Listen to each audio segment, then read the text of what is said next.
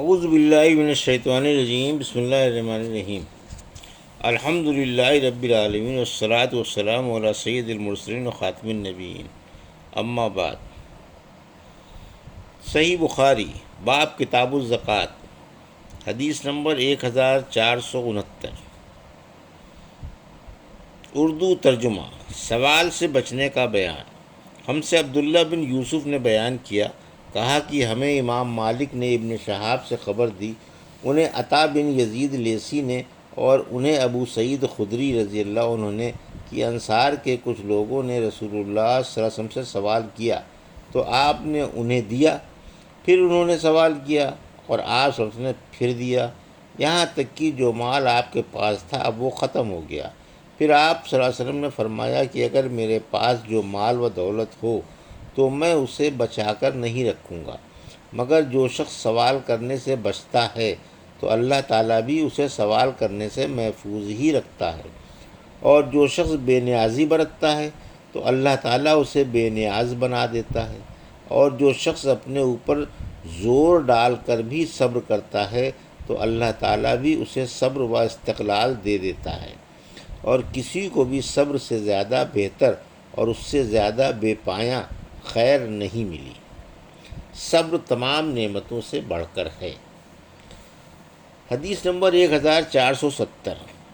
اردو ترجمہ۔ ہم سے عبداللہ بن یوسف نے بیان کیا، کہا کہ ہمیں امام مالک رحمۃ اللہ علیہ نے خبر دی، انہیں ابو زناد نے، انہیں اعرج نے، انہیں ابو ہریرہ رضی اللہ عنہ نے کہ رسول اللہ صلی اللہ علیہ وسلم نے فرمایا، اس ذات کی قسم جس کے ہاتھ میں میری جان ہے، اگر کوئی شخص رسی سے لکڑیوں کا بوجھ باندھ کر اپنی پیٹھ پر جنگل سے اٹھا لائے، پھر انہیں بازار میں بیچ کر اپنا رزق حاصل کرے تو وہ اس شخص سے بہتر ہے جو کسی کے پاس آ کر سوال کرے، پھر جس سے سوال کیا گیا ہے وہ اسے دے یا نہ دے۔ حدیث نمبر 1471۔ اردو ترجمہ۔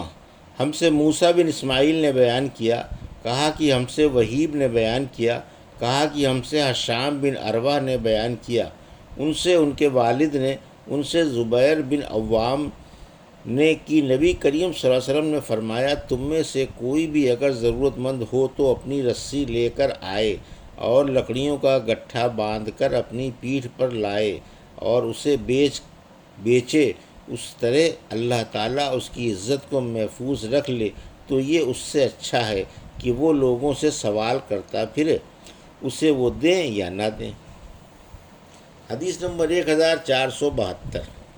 ہم سے عبدان نے بیان کیا، کہا کہ ہمیں عبداللہ بن مبارک نے خبر دی، کہا کہ ہمیں یونس نے خبر دی، انہیں زہری نے، انہیں عروہ بن زبیر اور سعید بن مسیب نے حکیم بن حزام رضی اللہ عنہ سے کہا کہ میں نے رسول اللہ صلی اللہ علیہ وسلم سے کچھ مانگا، آپ صلی اللہ علیہ وسلم نے عطا فرمایا، میں نے پھر مانگا، آپ صلی اللہ علیہ وسلم نے پھر عطا فرمایا، میں نے پھر مانگا، آپ صلی اللہ علیہ وسلم نے پھر بھی عطا فرمایا۔ اس کے بعد آپ صلی اللہ علیہ وسلم نے ارشاد فرمایا، اے حکیم، یہ دولت بڑی سرسبز اور بہت ہی شیریں ہے، لیکن جو شخص اسے اپنی دل کو سخی رکھ کر لے تو اس کی دولت میں برکت ہوتی ہے، اور جو لالچ کے ساتھ لیتا ہے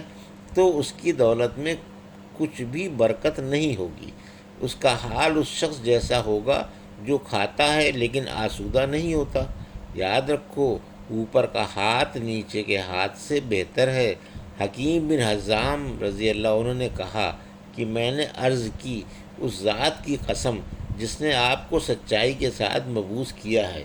اب اس کے بعد میں کسی سے کوئی چیز نہیں لوں گا تاکہ اس دنیا سے میں جدا ہو جاؤں۔ چنانچہ حضرت ابو بکر رضی اللہ عنہ حکیم رضی اللہ عنہ کو ان کا معمول دینے کو بلاتے تو وہ لینے سے انکار کر دیتے، پھر حضرت عمر رضی اللہ عنہ نے بھی انہیں ان کا حصہ دینا چاہا تو انہوں نے اس سے لینے سے انکار کر دیا۔ اس پر حضرت عمر رضی اللہ عنہ نے فرمایا کہ مسلمانوں، میں تمہیں حکیم بن حزام کے معاملے میں گواہ بناتا ہوں کہ میں نے ان کا حق انہیں دینا چاہا لیکن انہوں نے لینے سے انکار کر دیا۔ غرض حکیم بن حزام رضی اللہ عنہ رسول اللہ صلی اللہ علیہ وسلم کے بعد اسی طرح کسی سے بھی کوئی چیز لینے سے ہمیشہ انکار ہی کرتے رہے، یہاں تک کہ وفات پا گئے۔ حضرت عمر رضی اللہ تعالیٰ عنہ مال فے یعنی ملکی آمدنی سے ان کا حصہ ان کو دینا چاہتے تھے، مگر انہوں نے وہ بھی نہیں لیا۔ حدیث نمبر 1473، اردو ترجمہ۔ اگر اللہ پاک کسی کو بن مانگے اور بن دل لگائے اور امیدوار رہے کوئی چیز دلا دے تو اس کو لے لے۔ اللہ تعالیٰ نے سورہ زاریات میں فرمایا، ان کے مالوں میں مانگنے والے اور خاموش رہنے والے دونوں کا حصہ ہے۔ ہم سے یحییٰ بن بکیر نے بیان کیا، انہوں نے کہا کہ ہم سے لیث نے بیان کیا، ان سے یونس نے، ان سے زہری نے، ان سے سالم نے اور ان سے عبداللہ بن عمر رضی اللہ عنہ نے کہ میں نے حضرت عمر رضی اللہ عنہ سے سنا، وہ کہتے تھے کہ رسول اللہ صلی اللہ علیہ وسلم مجھے کوئی چیز عطا فرماتے تو میں عرض کرتا کہ آپ مجھ سے زیادہ محتاج کو دے دیجئے، لیکن آل حضور صلی اللہ علیہ وسلم فرماتے کہ لے لو، اگر تمہیں کوئی ایسا مال ملے جس پر تمہارا خیال نہ لگا ہوا ہو اور نہ تم نے اسے مانگا ہو تو اسے قبول کر لیا کرو، اور جو نہ ملے تو اس کی پرواہ نہ کرو اور اس کے پیچھے نہ پڑو۔ حدیث نمبر 1474، اردو ترجمہ۔ اگر کوئی شخص اپنی دولت بڑھانے کے لیے لوگوں سے سوال کرے۔ ہم سے یحییٰ بن بکیر نے بیان کیا، انہوں نے کہا کہ ہم سے لیث نے بیان کیا، ان سے عبید اللہ بن ابی جعفر نے کہا کہ میں نے حمزہ بن عبداللہ بن عمر سے سنا، انہوں نے کہا کہ میں نے عبداللہ بن عمر رضی اللہ عنہ سے سنا، انہوں نے کہا کہ رسول اللہ صلی اللہ علیہ وسلم نے فرمایا، آدمی ہمیشہ لوگوں کے سامنے ہاتھ پھیلاتا رہتا ہے یہاں تک کہ وہ قیامت کے دن اس طرح اٹھے گا کہ اس کے چہرے پر ذرا بھی گوشت نہ ہوگا۔ حدیث نمبر 1475، اردو ترجمہ۔ اور آپ صلی اللہ علیہ وسلم نے فرمایا کہ قیامت کے دن سورج اتنا قریب ہو جائے گا کہ پسینہ آدھے کان تک پہنچ جائے گا، لوگ اسی حال میں اپنی مخلصی کے لیے حضرت آدم علیہ السلام سے فریاد کریں گے، پھر موسیٰ علیہ السلام سے اور پھر محمد صلی اللہ علیہ وسلم سے۔ عبداللہ نے اپنی روایت میں یہ زیادتی کی ہے کہ مجھ سے لیث نے بیان کیا، کہا کہ مجھ سے ابن ابی جعفر نے بیان کیا، پھر آل حضور صلی اللہ علیہ وسلم شفاعت کریں گے کہ مخلوق کا فیصلہ کیا جائے، پھر آپ بڑھیں گے اور جنت کے دروازے کا حلقہ تھام لیں گے، اور اسی دن اللہ تعالیٰ آپ کو مقام محمود عطا فرمائے گا